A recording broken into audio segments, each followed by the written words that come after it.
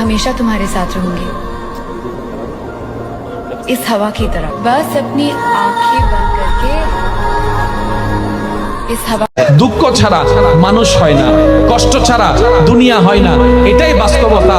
আর এই চির বাস্তবতা, চির সত্য কথাটা যে যত দ্রুত মনের মধ্যে বসাই নিতে পারবে, সে তত দ্রুত সুখের সন্ধান পেতেই থাকবে। বলেন সুবহানাল্লাহ।